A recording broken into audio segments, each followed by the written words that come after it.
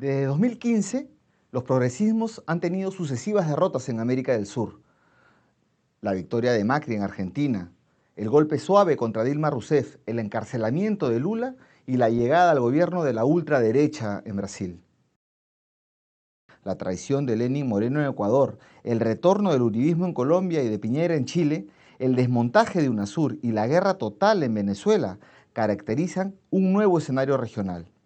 Sin embargo, las derechas a la ofensiva no han podido revertir ni la crisis económica ni la inestabilidad política. No tienen nada que ofrecer a la población. Pareciera que el ciclo de la derecha es de coyuntura corta y que en las próximas elecciones argentinas, sumado a la llegada de López Obrador a la presidencia en México, pueda revertirse este cuadro. En este contexto, el rescate de Lula se convierte en una lucha central para las izquierdas latinoamericanas, a propósito de demostrarse la conspiración que lo llevó a prisión. Sobre esto y más, vamos a conversar con Aída García Naranjo, una socialista de las que quedan pocas. Aída García Naranjo, más conocida como Mocha, tiene más de 40 años en la política peruana y en el internacionalismo regional. Ha sido ministra, embajadora, entre otras funciones de gobierno. Pero ante todo, Mocha es una militante incansable por justicia social que vive la política intensamente.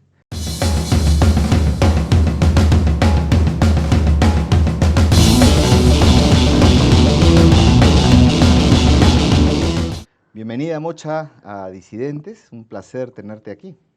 Carlos, querido, muchísimas gracias. El placer es para mí.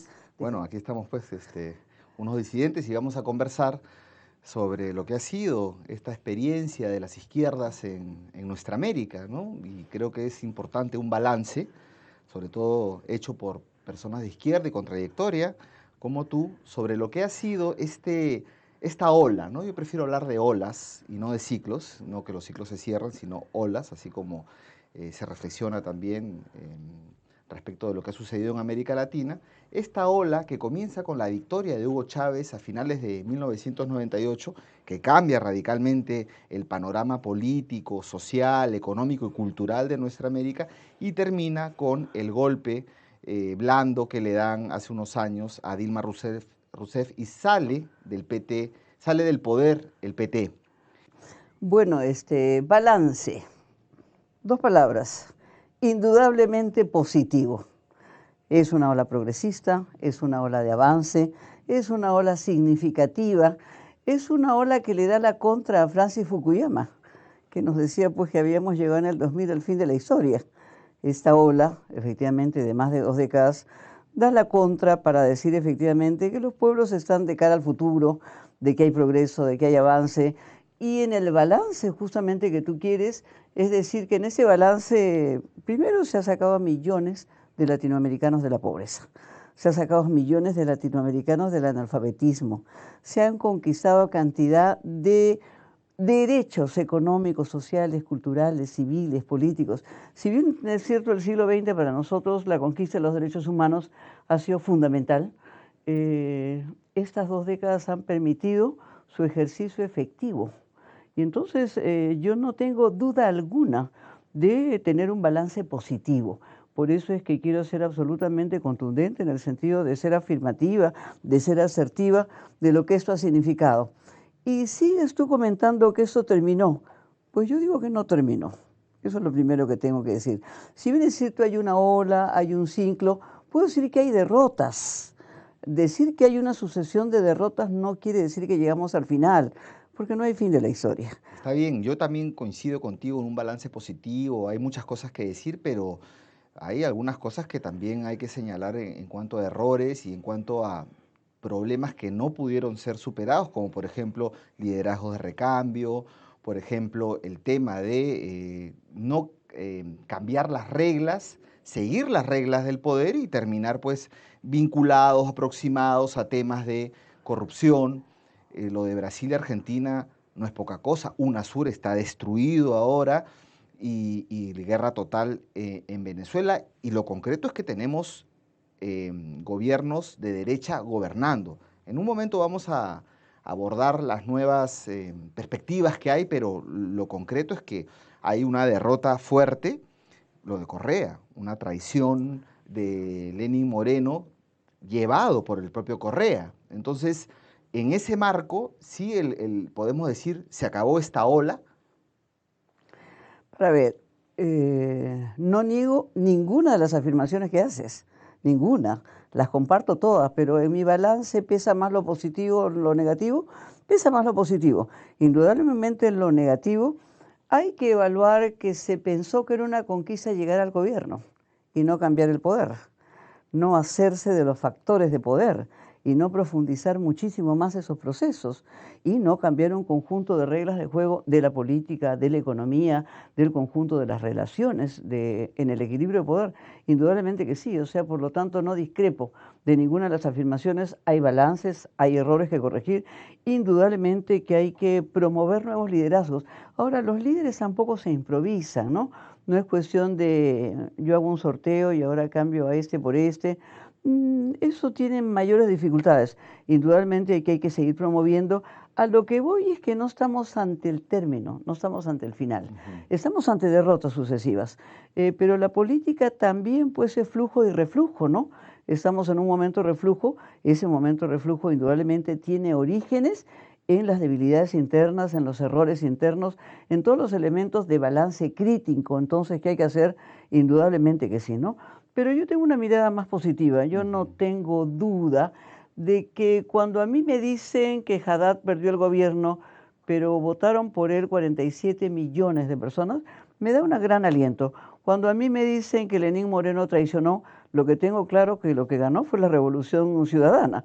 La gente votó por la El Revolución correísmo. Ciudadana, ¿no? Entonces, tengo claro de que no podemos mezclar derrotas electorales con ascensos populares. Hay un ascenso popular significativo en toda América Latina, producto de la expansión de derechos que se han producido en las últimas décadas. Y los pueblos van por más. Ese ir por más indudablemente va a poner a la gente de cara a la historia, de una historia que va a seguir emplazando modelos que los afecten y va a seguir afirmando conquistas efectivamente que los mejoren, ¿no? Yo creo que en estos años se ha conquistado mucha ciudadanía. Yo creo que en estos años se ha conquistado mucha autoestima. Y no voy a evadir el tema del debilitamiento de los organismos de integración. Por supuesto que no lo voy a evadir, pero tenemos que medir las 2 décadas como el gran impulso por sacarlos adelante. Es decir, existió CELAC, existió UNASUR, se fortaleció el Mercosur.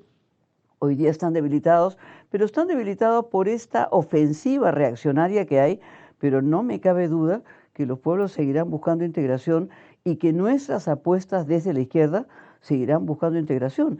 Entonces, esta ola va a pasar, no pasa, digamos, no pasa sola, ¿no es cierto? Tenemos que hacer un esfuerzo por modificar y tenemos que modificar las reglas de juego y en ese sentido, efectivamente, hay que persistir, hay que persistir. Claro, esta ola progresista, o esta primera ola, como señala García Linera, estamos hablando de unos 16, 15, 16 años aproximadamente, es una ola más o menos larga.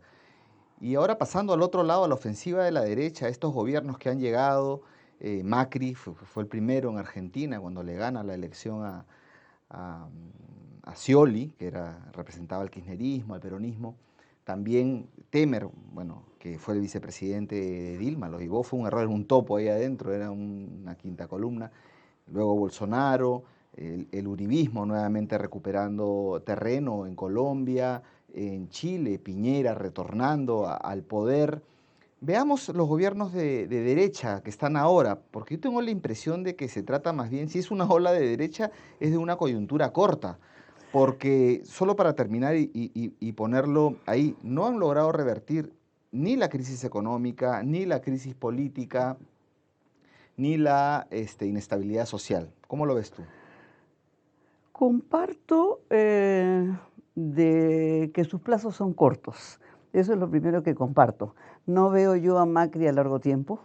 No veo a Macri estabilizado, digamos, en su gobierno. Veo un movimiento social que lo emplaza de manera significativa, pero tampoco los veo como una ola. Veo un conjunto de triunfos sucesivos de la derecha, pero no son parte de un mismo movimiento. La izquierda tenía una articulación, actuaba de conjunto. Somos un cuerpo latinoamericano. Ellos no tienen un discurso que los integre. Efectivamente, terminan siendo títeres, ¿no? Terminan siendo títeres de un gran titiritero que está en el norte y organizan un PROSUR cuando en realidad debería ser un PRONorte en sus esquemas de integración, porque no viene de un sentimiento latinoamericano. Pero es más, o sea, el modelo se ha encargado ya no de tener políticos, sino de tener empresarios, ¿no? Y es la conducción de los empresarios lo que tenemos, que están marcados por intereses particulares, por intereses propios, por intereses de negocio, por intereses de lucro, por intereses de acumulación. No son una sociedad articulada de la solidaridad que pretende efectivamente ni siquiera hacer de sus propios gobiernos hacer una ola de continuación. Es decir, tienen su periodo para producir su propia acumulación, pero efectivamente no tienen una articulación que los lleve a un proyecto común. Un proyecto propio sí tiene Estados Unidos, pero ellos en realidad son operadores de un proyecto ajeno, no de un proyecto de América Latina. Venezuela está en todos los noticieros, día a día. Hay una, desde mi punto de vista, y comparto con la gente de Venezuela, una guerra total hacia Venezuela. Es polémico porque todo se le echa la culpa a Maduro, se habla de crisis humanitaria, se habla de violaciones de derechos, todas las cosas que, digamos, son transmitidas a través de los medios de comunicación mainstream, cadenas internacionales que ya también sabemos a qué intereses responden, pero ha generado un sentido común en la población de América Latina, sobre todo en las clases medias de varios países donde Venezuela es un problema. ¿Cómo lo ves? ¿Cómo ves la salida sobre todo? Bueno, en primer lugar es que en América no hay un solo sentido común, hay dos sentidos comunes, ¿no? Diríamos que hay un solo sentido común, pero no. Si hubiera un solo sentido común, ya, digamos, la OEA se hubiera impuesto. No hay un sentido común porque en esos momentos Almagro incluso está en minoría. Y en Naciones Unidas, efectivamente, tampoco hay un sentido común. Hay dos sentidos comunes, ¿no? Un sentido mayoritario y un sentido minoritario. Esto no significa evadir una respuesta muy concreta sobre el tema, porque ese no es el objeto de ninguna manera de esa conversación. Venezuela sufre un asedio y en ese asedio participan cantidad de actores políticos, económicos, sociales. Tiene como objetivo el aislamiento internacional, cuya etapa final busca ser la derrota del proceso bolivariano, ¿no? Ese es el esquema en que se mueve en Venezuela. Indudablemente enfrenta una guerra diferente, una guerra mediática, económica, política, social, humanitaria, migratoria. Es decir, no podemos evadir de que en Venezuela hay una crisis. Por supuesto que en Venezuela hay una crisis que tiene razones internas y que tiene razones externas. Tendríamos que ver qué cosa pesa más, porque muchos hablan de Maduro y el tema no es Maduro, porque digamos a quien le dieron golpe fue a Chávez. O sea, ya el 2002, el 11 de abril del 2002, recién iniciado el gobierno de Chávez, sufrió un golpe. A los 4 años, ¿no? Sufrió un golpe. Bueno, por eso, pero ahí nomás. O Sí, sea, no estamos hablando de 2 décadas después. sí. Ahí nomás. Entonces, pregunto yo, supongamos que el proceso bolivariano cambiara de personaje en la cabeza. ¿La ofensiva no se va a mantener? ¿El aislamiento no se va a mantener? ¿El asedio no se va a mantener? ¿La guerra esta atípica que se produce allá no se va a mantener? Por supuesto que se va a mantener. Entonces estamos ante la confrontación de modelos, estamos en donde tenemos un hegemón mundial debilitado a la defensiva que no está dispuesto a permitir un nuevo mundo multipolar en donde se muevan actores que condenen el modelo que se nos impone desde el norte. Entonces, por supuesto que hay crisis, por supuesto que esa crisis la debemos enfrentar con una salida política, no la podemos enfrentar con una salida militar. Para mí, la autoproclamación de Guaidó es una vergüenza, además una vergüenza ya derrotada, ¿no? Porque está derrotado en sus acciones de enero, febrero, marzo, abril, mayo, junio, es decir, hemos pasado de derrota en derrota. Hemos visto escenas inaceptables, ¿no? En donde los presidentes, digamos, en la frontera venezolana pretendían festejar ingresos humanitarios que no eran tales, ¿no? Con Piñera a la cabeza, con Duque a la cabeza, con el presidente paraguayo a la cabeza, que son inaceptables. Pero más inaceptable aún es la Cancillería peruana. La Cancillería peruana ha abdicado de su trayectoria diplomática. Una trayectoria diplomática no injerencista, una trayectoria diplomática que buscó la integración de los pueblos y un mal uso de la palabra Lima. Yo soy limeña, me reivindico como una persona que ha nacido en la capital del país y que jamás fue partícipe de la constitución de un grupo de Lima, porque nosotros sí hemos sido partícipes de otros procesos de integración. Nosotros no podemos decir que el Grupo de Lima es un núcleo de integración.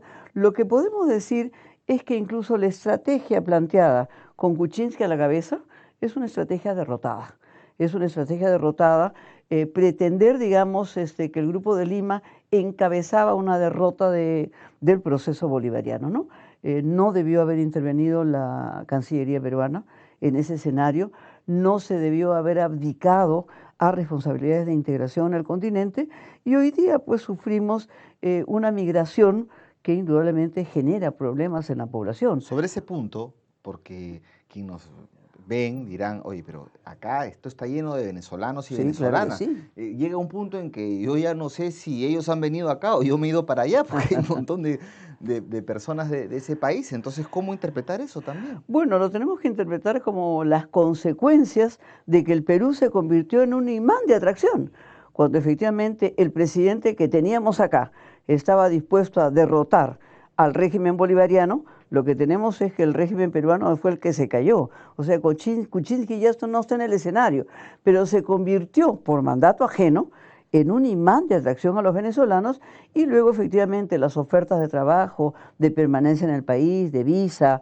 de seguridades que requiere indudablemente el pueblo venezolano, efectivamente fueron ofertadas.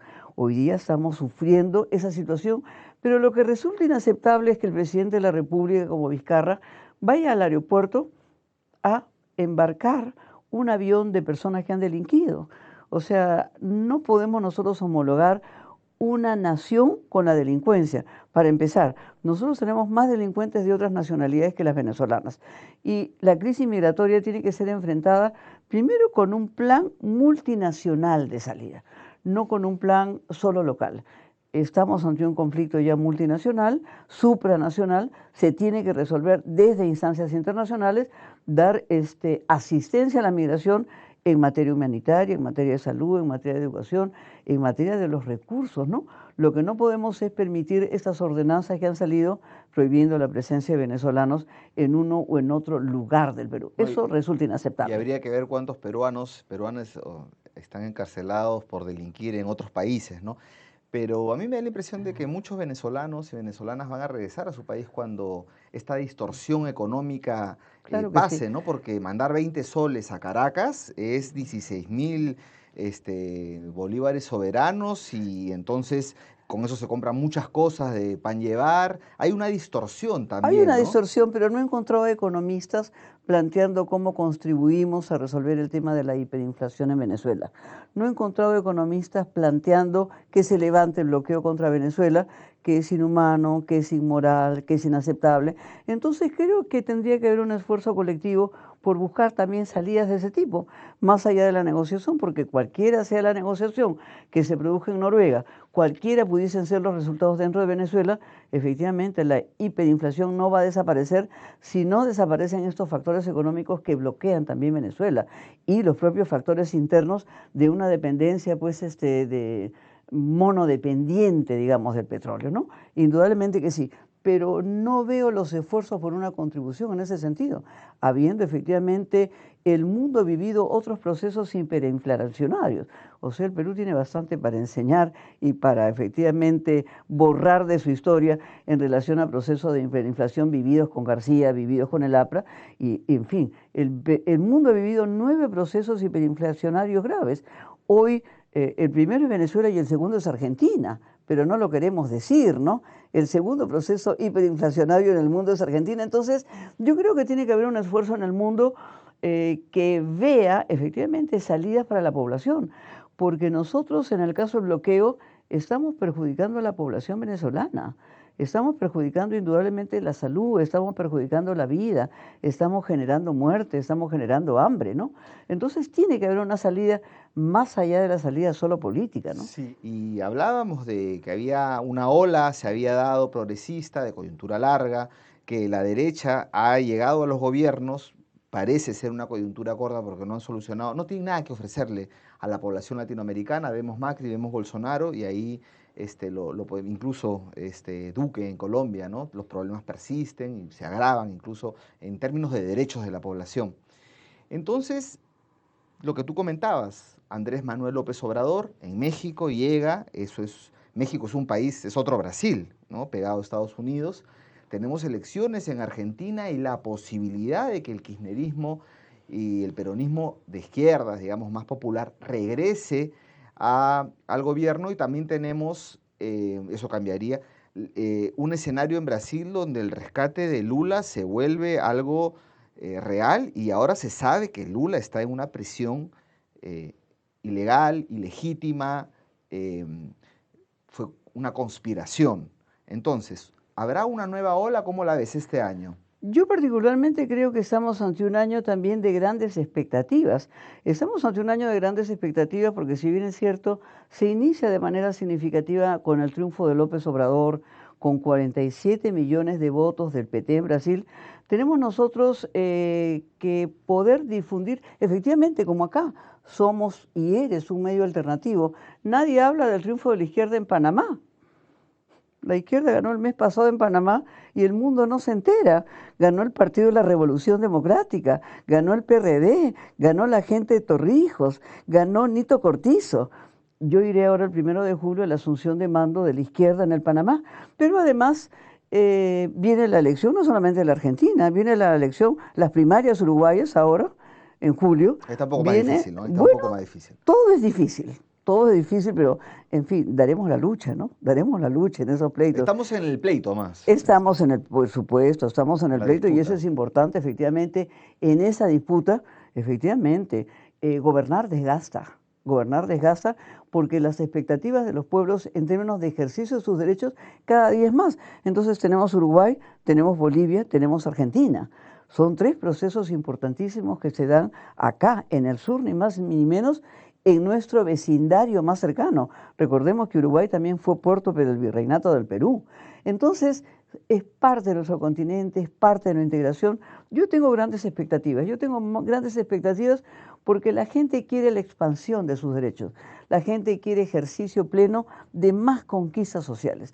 Y hay que levantar un programa, hay que levantar banderas en favor de las grandes mayorías. Y yo creo que, en fin, Hay tenemos que esperar. posibilidades. Se dice que en política es mejor ser historiador que adivino.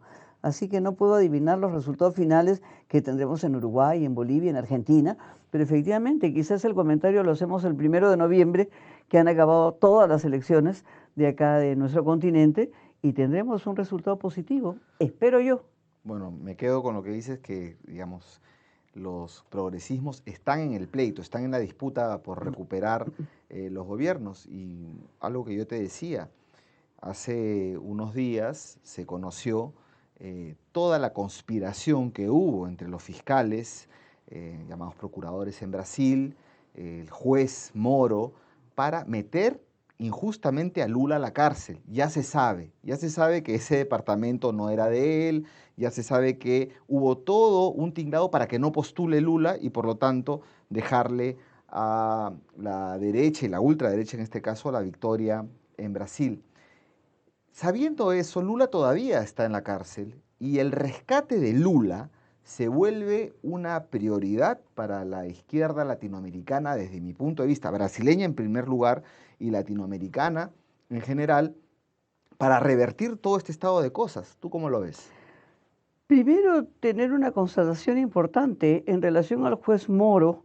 Antes teníamos los indicios, ahora tenemos las pruebas. Es un punto pues absolutamente diferente en el que nos encontramos antes de la elección en Brasil y ahora en esa circunstancia.